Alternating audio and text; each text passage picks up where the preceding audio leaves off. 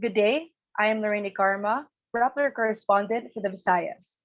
It's been almost 4 months since the arrest of Lumad delegates from a bakwit school in the University of San Carlos Talamban campus in Cebu.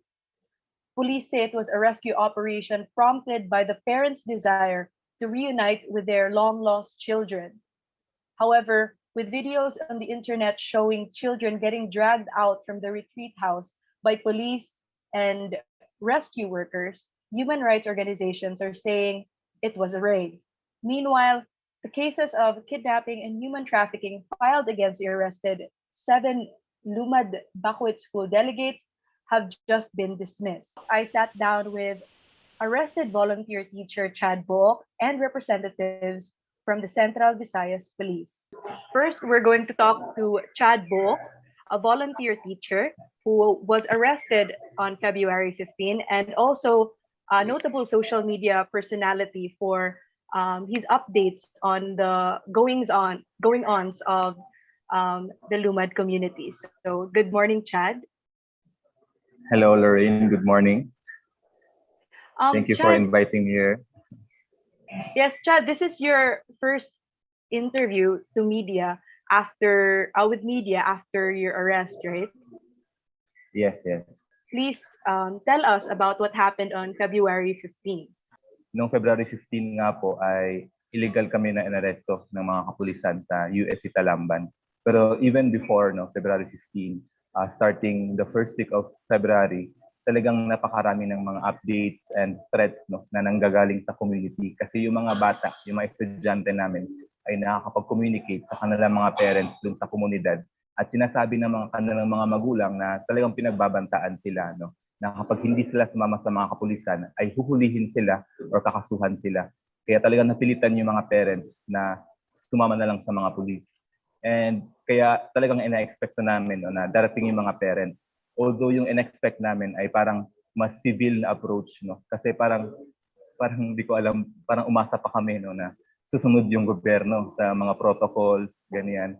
Pero apparently, kitang-kita natin kung gaano sila kadahas na pumasok sa universidad, kung paano nila pilitang kinuha yung mga bata na imbis na sana ay parang maging parang warm reunion sana ng kanilang mga parents at ng mga estudyante, ay napaka-traumatic nung nangyari na yung mga bata talagang nagsisiiyakan, tapos yung ginawa pa nila sa amin, kung paano nila kami minanhandle, yung mga ibang kasama namin talagang pinisikal.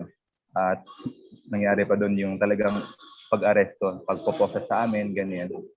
So, ayun po, na very unfortunate.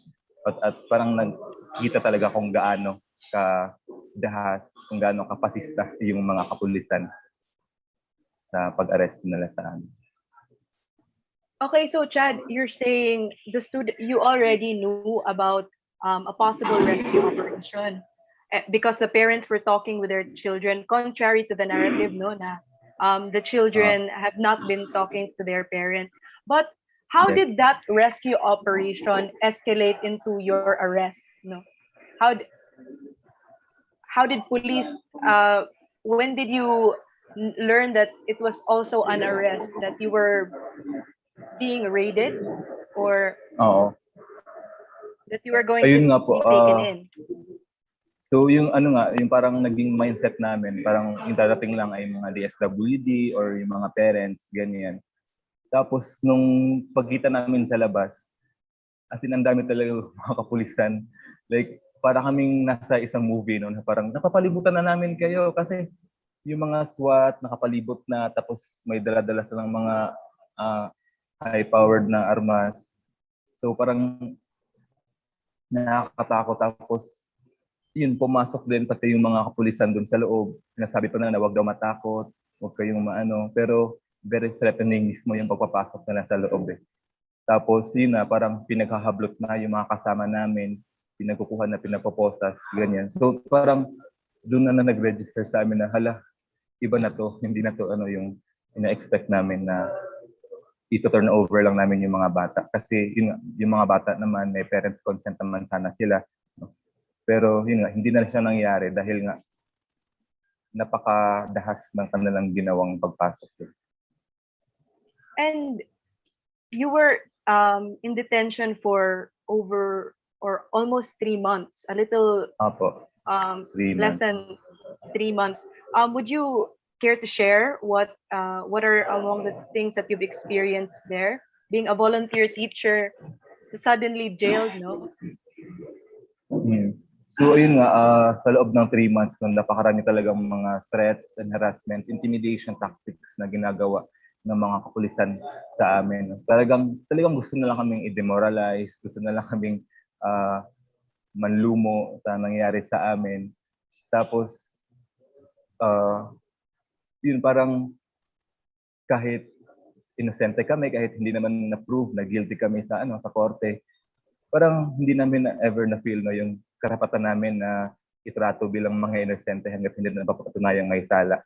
Tapos yun nga parang ah, yung red tagging no, yung kaso namin kidnapping, serious illegal detention, pero yung laging sinasabi ng mga pulis na kami ay mga NPA, kami ay mga rebelde, etc. etc. So ganun no, talagang ah, pinapamukha na lang kami mga kriminal o mga salot dun sa loob ng selda, ganyan. Tapos, di ba pa rin andyan din yung malala na psychological torture, no? Especially sa mga kasama namin, especially kay Ma'am Rochelle, no? Na talagang siya yung dumanas talaga na as in pilit siyang pinapirma ng mga affidavit, ganyan. Tapos, yun nga, no? Pero despite all that, napili kaming matatag kasi alam namin na wala kaming ginagawang masama at na feel namin yung suporta na mula sa mga estudyante na kahit sila na nasa hawak ng mga kapulisan ng DSWD ay nakapagpadala sila ng mga sulat sa amin. So ayun, din siya, strengthen siya ng aming resolve na magpatuloy at huwag mawalan ng pag-asa. On the topic of red tagging, Chad, this is not the first time that you were jailed, no? You were arrested. You were part of Kabataan 8 for protesting in the Batasang Pambansa. But before and after that, you have been subjected to red tagging and threats online, even by the NTF-LCAC. So can you tell us when these actually started popping up, these threats against your life, and how do you think they're related to your work as a volunteer teacher? Ayun. Siyempre, yung mga Lumad schools talaga kasi ay siya yung isa sa mga front line ng defense para sa ancestral domain. And alam naman natin na talagang ginagawa ng lahat ng gobyerno ang kanilang ginagawa nila lahat para lang maangkin yung lupang ninuno. And napakarami ng mga attacks na ginagawa nila para lang masupil yung resistance na ginagawa ng mga katutubo. And especially dahil ang ginagawa namin sa Lumad schools ay turuan yung mga kabataan kung paano tumindig sa kanilang karapatan at syempre ina-expose din natin yung mga human rights violations na ginagawa ng Estado. Talagang naging target tayo ng kanilang harassment, intimidation. Kaya parang yun nga, and in fact hindi mas malala pa nga yung ginagawa sa mga kasama namin, like for example noong 2015 yung executive director ng school namin sa Alcadev, si Emeritus Sumarca, ay talagang pinatay siya, hindi lang red tag, hindi lang kinulong, talagang pinatay. So ganun kalala, and kaya especially nung nabanggit mo nga kanina, isa ako sa mga nagtutulak or nag-amplify ng boses ng mga Lumad tungkol sa mga abuses sa social media. Talagang tinarget ako ng estado, ng NTF-LCAC, so para patahimikin, ganyan. Pero syempre alam naman natin na yung ginagawa na lang yun ay para lang patahimikin tayo, Kaya syempre imbis na tumahimik tayo, mas dapat tayong mag-ingay kasi ayaw natin na maging sunod-sunuran na lamang nila.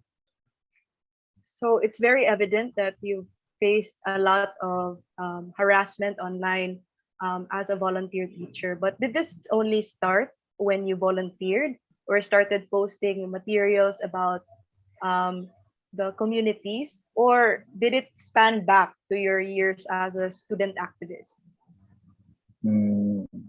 Siguro mas nagsimula siya nung nasa Lumad School na ako. Kasi dati nung student activist days, parang mas organizational pa yung pinatarget nila.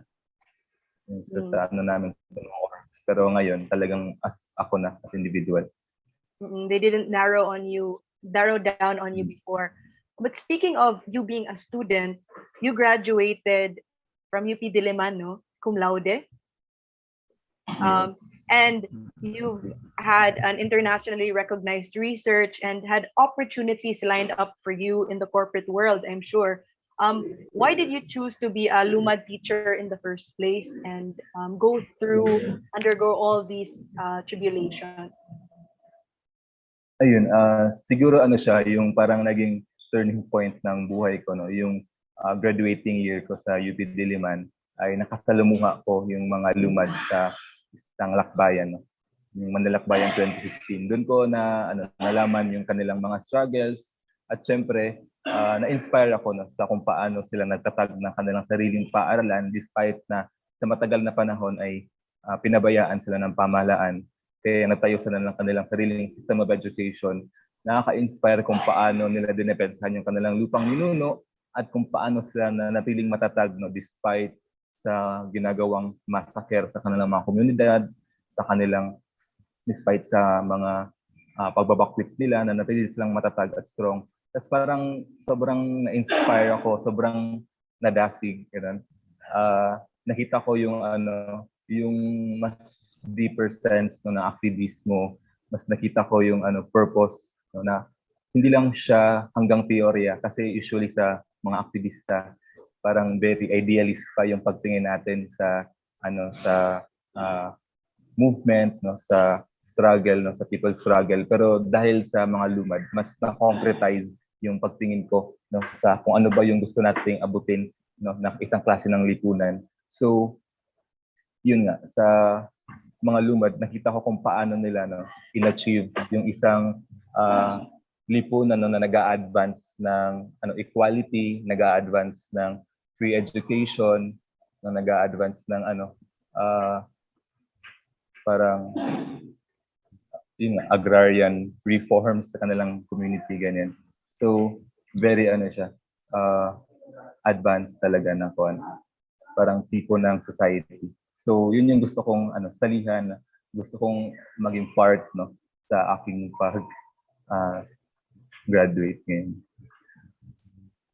And since you're already starting to talk about what goes on in the Lumad schools now, can you shed light on Lakbayan and the established bakwit schools and Lumad schools? Since you were a volunteer student, you were a volunteer in your student days and also eventually became a volunteer teacher. What goes on in Lakbayan and in Lumad schools?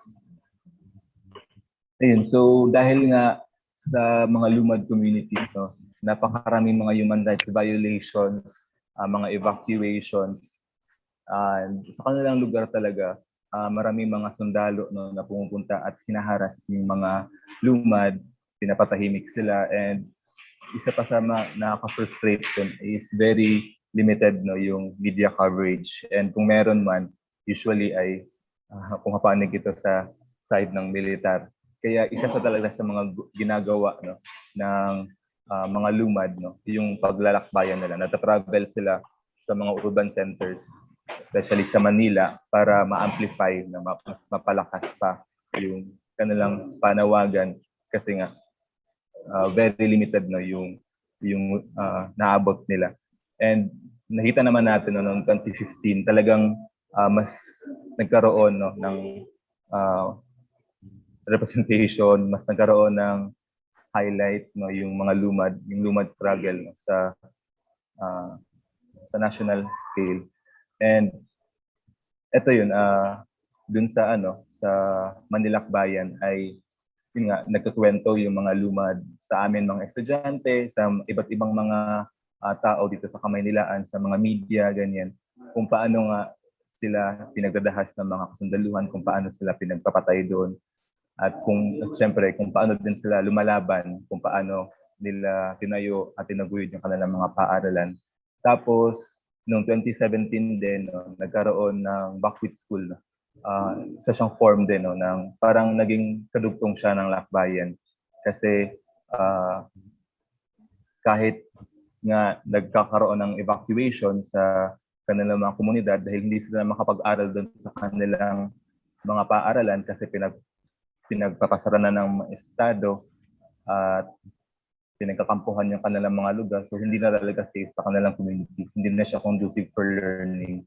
Kaya isa sa mga ginawa yung pagkakaroon ng bakwit school, no? Na kahit nasa ibang lugar sila na malayo sa kanilang komunidad ay nakapagpatuloy sila sa kanilang pag-aaral at siyempre kadugtong niyan yung pagpapaingay din doon sa issue, no, na kanilang kinakaharap. So these bakwit schools it's been integrated into the lakbayan which existed before the bakwit schools. And despite this, no, because we've only hearing this from you, it sounds very wholesome because these are indigenous students who want to continue learning, and you have very willing volunteer teachers like you. But despite that, these schools seem to pose a threat to the government, and much more in the recent years, they've been tagged as a recruitment ground for child rebels. What do you think? Can you elaborate more on the reason for these accusations? What's behind the fear of Lumad schools, and what can you say about this response from government? Even the president himself, no? Tama. Yun nga, tulad na nabanggit ko kanina, no, na yung mga Lumad schools, isa talaga siya, no, sa frontline of defense, no, na mga katutubo para sa pagdepensa ng kanilang lupang ninuno. And yun nga, dahil doon mas na-empower lalo yung mga Lumad, yung mga kabataan, no, na lumaban, no, para sa kanilang mga karapatan. Kasi sa mga Lumad schools, no, tinuturuan sila kung paano magbasa, magsulat, kung paano yung kanilang mga karapatan. Kasi before, nung wala pang mga Lumad schools, talagang hindi pa nakakapagbasa, hindi pa nakakapagsulat yung mga Lumad. And very prone sila sa exploitation. Dati na pumapasok lang yung mga mining companies, mga logging companies para papirmahin sila ng kung ano ng mga dokumento tapos naagaw na yung lupa nila. Ngayon, talagang nagre-resist na yung mga Lumad. Kaya very threatening siya, no, para sa gobyerno kasi alam naman natin, no, na yung gobyerno binebenta talaga yung lupa sa ibang mga bansa, sa mga kompanya. And even si Duterte mismo, 'di ba, sinabi niya sa isang IP Leader Summit noong 2018 na talagang goal niya na napapasukin yung mga companies sa ancestral domain ng mga Lumad kasi daw sayang daw yung mga resources na matatagpuan doon. So ayun, na-empower kahit yung mga kabataan namin, no, marunong na sila na magsalita para sa kanilang mga karapatan. And very allergic yung mga sundalo, yung mga pulis, yung gobyerno, no, sa mga ganyan. Na kahit nga nung sa isang congressional inquiry nitong nakaraan lang, no, nung nagsalita yung isang bata, nung estudyante namin, tinatawag agad nilang brainwash or may nagko-control sa kanya, ganyan. Kasi nga very alam naman natin na, di ba, na yung mga bata ay parang hindi nagsisinungaling, ganyan. So, ayaw nila, no, na makita ng buong mundo kung paano nila dinadahas yung mga bata, kung paano nila pinagkakaitan ng edukasyon. Kaya malala yung ginagawang red tagging nila. Kasi kung tutuusin lang naman yung ginagawa namin sa school, halimbawa, liban sa pagtuturo ng pagbabasa, pagsusulat, at pagtuturo ng karapatan, andyan yung papaunlad namin ng agrikultura sa kanilang mga komunidad, no? Kaya nag-aaral kami ng scientific and sustainable agriculture, no? So meron kami mga school farms, no? And sa mga namin activities, talagang ina-involve namin yung community kung paano mapataas yung kanilang level, no, ng production sa kanilang komunidad. Kaya ayun din, isa sa mga din kung bakit siya nagiging threat para sa gobyerno is that parang ayaw nila na yung ganitong isang klase na sistema na sinusulong ng mga Lumad schools, no? Yun nga, yung pagkakaroon ng free education, yung pagkakaroon ng equality, ayun na lang maging model na ano siya, society, ganyan. Ayun yung makita siya ng buong mundo na posible pala na isang society na ganito ay mag-exist, no? Kasi sino ba namang mag-aakala na sa isang kanayunan ng doon matatagpuan ng isang nationalist, scientific and mass-oriented na education, na meron ng nag-exist na same-sex marriage na dahil sa ginagawang education campaign ng mga Lumad schools dun sa Lumad communities. Despite that, one of the main arguments against Lumad schools is that they're not recognized by DepEd, and that their curriculum veers away from the DepEd standard. So what is the truth behind this, and why do Lumad students and Lumad parents opt to go to Lumad schools instead of established DepEd schools, Chad? Ayun, isa yan sa mga paulit-ulit na sinasabi ng gobyerno, no? Kahit sila mismo yung nagbibigay ng permit sa amin, sila mismo yung nagbibigay ng mga certificate sa amin. In fact, yung ALCADEV, yung pinagtuturuan ko, awardee siya, no? Recipient siya ng most outstanding literacy program sa buong rehiyon ng Caraga, at sa national level, no, nagkamit siya ng 5th place.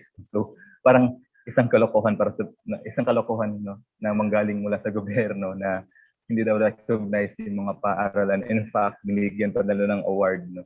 And sa ibang mga schools naman, no, yung for example, yung sa Salugpungan, sa Misfi, ganyan, talagang meron din silang permit na nag-a-apply ng permit at talagang binibigyan sila ng DepEd. Ang nangyari lang nung pag-upo ni Duterte, no, na mas pinatatag nila yung tinatawag na whole of nation approach, and here comes NTFL-CAC, no, na kung dati ay nakakausap pa natin yung DepEd, nagbibigay pa sila ng mga permit. Ngayon, pati yung DepEd talaga ay nagsara na kasi kontrolado na rin ng NTFL-CAC ng gobyerno yung DepEd. Kaya yun, in-instrumentalize nila yung DepEd para supilin din, no, yung Lumad education. Pinasara nila yung mga paaralan, and halos sa 200 schools na, no, yung pinasara ng DepEd and yung AFP mismo. And yun nga, kaya din yung mga parents nag-opt sila na ipadala yung kanilang mga bata sa mga Lumad schools kasi una sa lahat libre, no, yung mga Lumad schools nagpo-provide siya ng board and lodging, no, kasama diyan yung food, and yun nga, yung quality education, no, na talagang angkop siya sa pangailangan ng mga Lumad. Kasi yun nga, isa sa mga talagang livelihood ng mga Lumad yung agriculture. Kaya tuwang-tuwa yung mga parents kapag umuwi yung mga kanilang mga bata sa kanilang community, kasi yung mga bata na yun natuturo sa kanilang mga parents kung paano yung mas produktibong pamamaraan ng pagsasaka, no. Kaya tinuturuan na lang, nanay, ganito kasi yung pagbubungkal ng lupa, dapat may space sa ganyan, may distance, tapos para mas healthy yung yung pananim, ganito dapat. So yun, kaya nag-o-opt sila kasi nga mas nagiging responsable yung mga bata, kasi for example sa dormitories, no, talagang yung mga students, sila yung nagiging leaders, sila yung gumagampan ng mga task nila sa kanilang everyday life doon, kaya mas naging responsible. Kaya yung mga parents din tuwang-tuwa kasi pagbalik sa bahay, parang mas mature na yung kanilang mga anak. Kaya yun din, talagang very thankful, no, yung mga communities, yung mga parents sa pagkakaroon ng mga Lumad schools, kasi laking tulong ito sa pagpapaunlad ng kanilang mga anak and pati na rin ang buong komunidad. I see. So apart from the students, parents and Lumad leaders are also directly being helped by these Lumad schools, no, Chad? For my last question, Chad, amid the danger, which grows more and more intense for you, evidently, no? Why do you keep on going? Why continue the struggle when a more comfortable life awaits you? And did it ever cross your mind to perhaps pursue a more comfortable corporate life? Ayun, siguro talagang dahil sa pag-integrate ko sa mga Lumad communities, parang hindi ko na nakikita na iba ako sa kanila. Parang may isang time nga na yung estudyante, may one time na sinabi ko na, paano kayo? Ganito kayo. Tapos sabi niya na, anong kayo, sir? Dapat tayo. Sinabi niya na hindi ko dapat ihiwalay yung sarili ko sa kanila. So mas doon ko na na imbibe na tama siya na talaga hindi na ako hiwalay sa kanila yung adhikain nila, yung kanilang goal in life, yung kanilang mga struggles, part na rin ako doon. And yun nga parang din sa mga sinasabi na 'di ba na parang kung namulat ka na kasalanan ng pumikit, no? So parang din siya nakaka-konsensya kung iiwan mo sila ganyan or kasi alam mo yun parang kung mag-pursue man ako ng comfortable life tapos nakikita ko or naririnig ko sa mga balita or sa mga updates mula sa kanila na patuloy sila na nakakaharap ng ganitong mga abuses, ng ganitong mga pang-atake, parang hindi ko rin kakayanin siguro yun. And siguro isa din sa talagang nagpo-push sa akin na magpatuloy yung sense of fulfillment ba na parang hindi ko siya matatagpuan sa kahit anong trabaho. For example lang, sa bakwit school pa kami sa Cebu bago mangyari yung raid. Parang nag-contemplate ako, nag-reflect ako once doon. Tapos parang na-realize ko na, hala, shit, parang ang fulfilling itong ginagawa ko kasi yung mga bata, malaki yung impact nila sa akin, kung paano ako nag-grow as a person, at saka kung paano din sila natututo mula sa akin. So para talaga siyang mas dun mo talaga makikita yung pagtutulungan ng isang middle class na tulad ko at saka sa kanila ng mga oppressed classes kung paano natutulungan ng bawat isa para mapaunlad ang isa't isa. So ayun yung sense of fulfillment na may purpose ka, may sense of purpose ka kasi narinig ko rin sa mga friends ko sa corporate world na very taxing yung kanilang buhay, parang wala na para silang mga robot daw ganyan. So parang din siya, nagpa-realize sa akin na talagang ito yung buhay na gusto ko parang nandito yung dito ako masaya ganyan. All right. So identifying yourself as part of the community you're serving and finding your purpose in service. Thank you so much, Chad, for sitting down with us. And once again, it's Chad Bolk, volunteer Lumad teacher who was arrested during one of the during the bakwit police operation.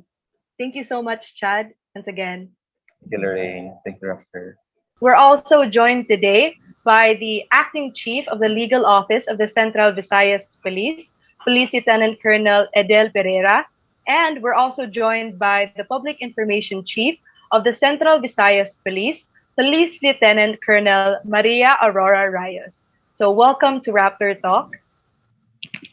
Attorney, May hapon, ma'am. May hapon, ma'am. To get started, we would just like to get the police's own account of what transpired on February 15. There's been so much debate on it, whether it was a rescue operation, a raid. So can you run us through what transpired that day? Well, it is a plain rescue operations headed by the MSWDO of Talaingod, Davao del Norte, accompanied by the CP social worker of Cebu City and the parents, together with assisted by the PNP and other government agencies. It is a rescue operation headed by the Talaingod MSWDO. Would you like to add, Ms. Rayos? Yes, ma'am. During the time, we assisted the social worker together with the parents of the IPs. That's why it was a rescue operation. During that day rin po, that only on that day did the parents actually arrive to Cebu, and then the police quickly responded by driving to Talamban campus.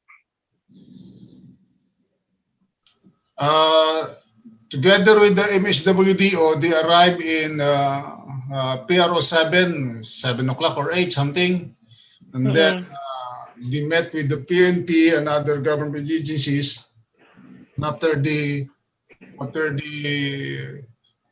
meeting before 12 o'clock, the rescue operations begin. All right. Well, because there have been videos from local media that were posted during the event, can we clarify the assessment of police? Because most of the videos showed children were hesitant and were resistant, and some of them were forcefully taken out of the retreat house. What can police say about this? What's the assessment of police? Was it necessary during that time? Upon the entry of the PNP, upon the entry of MSWDO, assisted by the PNP, they responded in these cases. Prevented the minors to come to go with their parents. That's why commotions takes place. That's the time that the PNP decided to arrest those respondents. Little commotions comes in kasi they prevented the minor children, to go with their parents. Before the incident, the Lumads, as we know na, have already been in Cebu for almost 2 years. There were many delegations that came to Cebu before them, I think one or two. And then before the parents actually reached out to you, they were here for pila na ka months, for how many months already. Before the parents alerted you or reached out to police, did you already know of their presence, and did you see it as a threat before, or only when the parents approached you did you see it as something to be worried about? First and foremost, we cannot understand what is the delegations you're saying about. But in relation to this case, when the parents together with the MSWDO of Talaingod ask the assistance of the PNP, we have no other recourse but to extend our help. Otherwise, we will be also neglecting our duties to protect our Filipino citizens. Again, the slogan, your PNP, rest assured, your PNP is here to serve and protect. So, prior to the coming of MSWDO, we have not received any. What do you mean by delegations? This Lumad already, or what? Yeah, there were many batches, I think, because I've also covered one of their entrance here while I was working in local media. I not covered, but my former media outfit has written about it, and so has other local media. There were batches that came before them also. That's what I meant by delegations, attorney. For purposes of clarity na lang, we have documents showing that there is no authorized bakwit school in Cebu City. So that's why when these parents and the MSWDO came and they said that their children were being held captives by these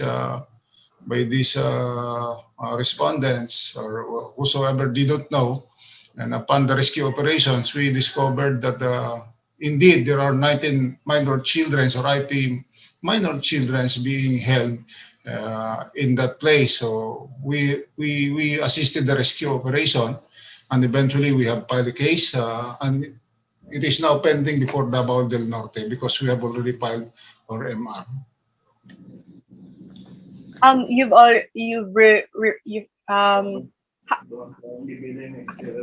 How did the rescue operation lead to the arrest? Were you expecting po, attorney and Ms. Rayos, that there would be a need to arrest some of the members of the bakwit school or some of the adults in the area?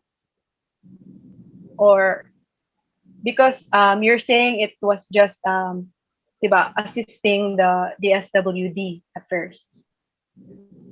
Again, to stress, again, we are just assisting the MSWDO of Talaingod, together with the parents, together with the CSWDO of Cebu City. And when the respondents prevented the minor children to come to their parents, that's the time that we have confirmed that an offense is being committed in our presence. So that's the only time that the team leader of the operations were forced to or to perform their duties, considering that crime is committed in our presence. The presence of the operating assisting PNP. That's why arrest came in. Valid arrest.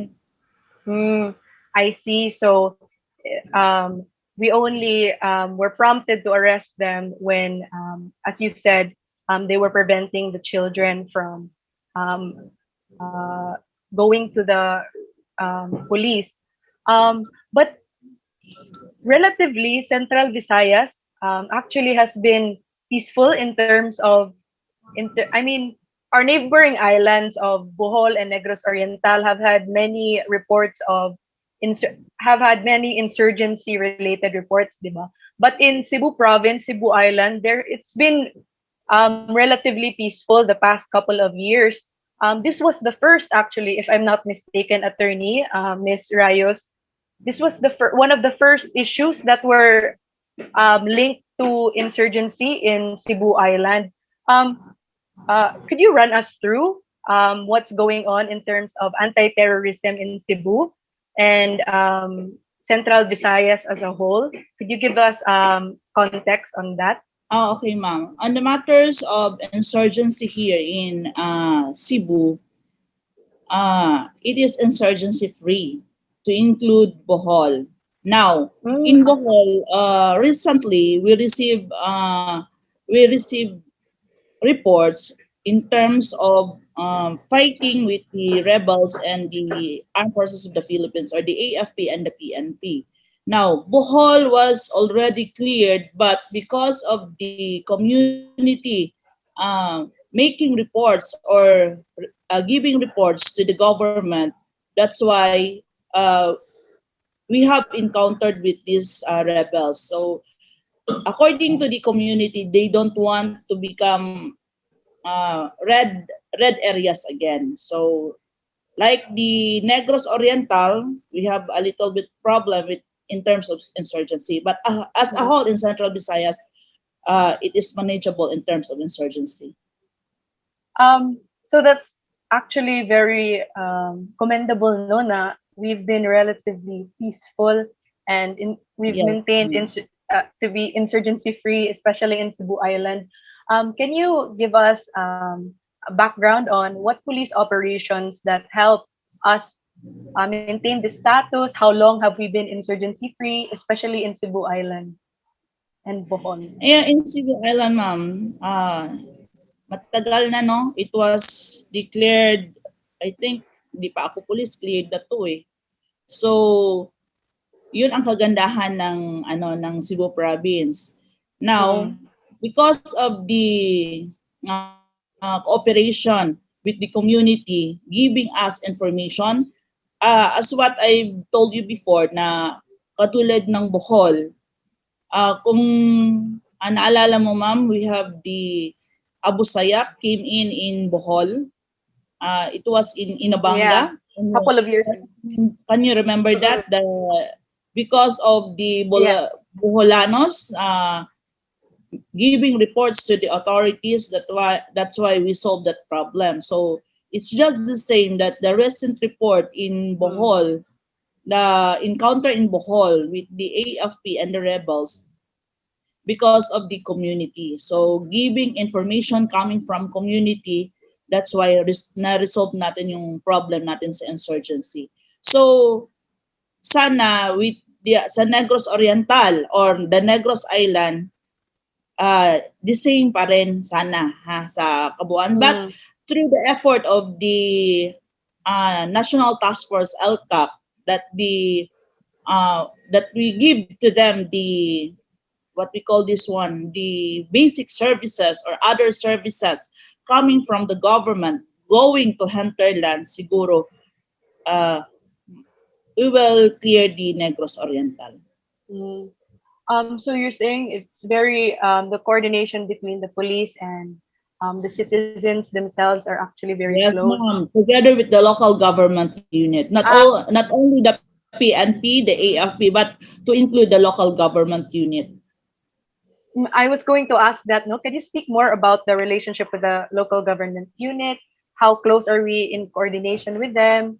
Or their Yes, involvement ma'am. also?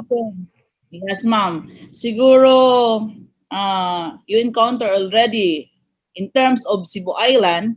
You encounter already with our governor, Governor Gwen. She's very active in terms of this going to the community, giving services, basic services. It's just the same with other provinces, ma'am. They give also the basic services needed to the hinterland areas. So that's why in coordination we have monthly meetings with the local government unit. Sometimes if it is needed, ma'am, not only monthly but from case to case basis, ma'am, we will have the meetings with the other agencies and the LGUs, ma'am. I see. Also going back to the arrest, no, because we've zoomed out into the state of terrorism. Now going back to the arrest, also to hear the police's side because, diba, my congressional inquiry, and during the congressional inquiry, there were a lot of claims na there were psychological torture daw and harassment that were faced by the detainees. What can police say about this? How true is this? Among those are claims ni teacher Rochelle, no, that she was forced now to change lawyers and etc. What can we say about that? Allow me just to say this one. In relation to the other issues, your PNP will just stick to the issue that there was a valid rescue operation, there was valid arrest, and there is in order not to preempt or to sway the balance of justice, considering the case is pending, despite the congressional inquiry. As to the other allegations of the respondents, it is a matter of defense, a matter of proving it in court.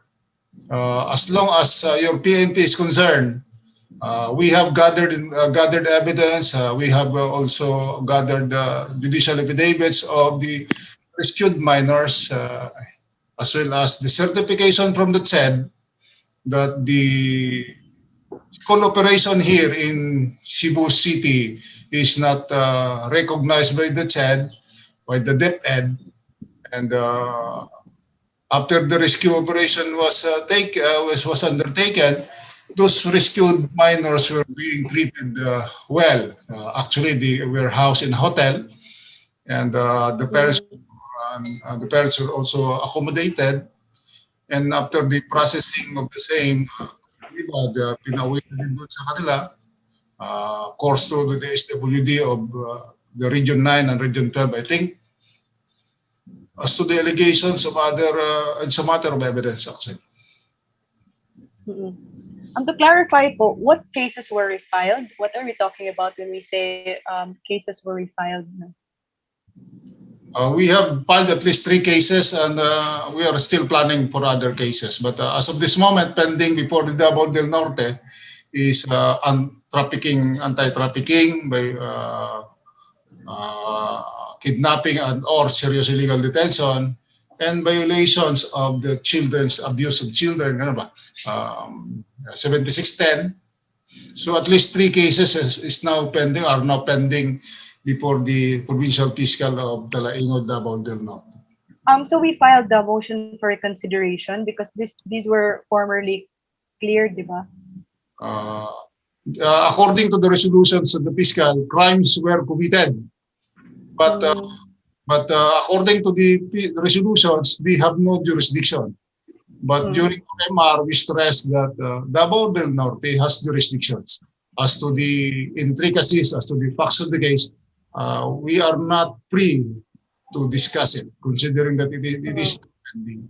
This is a new development actually because the last time we heard about it, it was just NTFL CAC spokesperson Lauren Badoy who, di ba, announced plans to file an MR. So when did we actually file the MR, and who filed it? The anti-kidnapping, the complainant in this case is the anti-kidnapping. So we have filed the anti-kidnapping. We represented the anti-kidnapping group. So we have filed in the time frame, and it is now considered pending. And allow me to stress, in the past resolution, the fiscals has already found that there are crimes committed, although they are saying that they have no jurisdiction. According to them, the jurisdiction is in Cebu City or in Davao City, not in Davao del Norte. But in our MR, we stress that they have jurisdiction. Now, on a broader topic, any one of you who wishes to answer this, the PNP as a whole have went through a transition now with the new leadership of PNP Chief Guillermo Eleazar. What are we looking forward, and how do we plan on adjusting to the new leadership now under Chief Eleazar in Central Visayas? What are some adjustments we will be making, and what are we optimistic about? On the leadership of our new Chief PNP, Police General Guillermo Eleazar, ma'am, we don't have any adjustment. You know why? Because it is already given to us that based on the directives, we have already directives followed ever since we came here from this organization.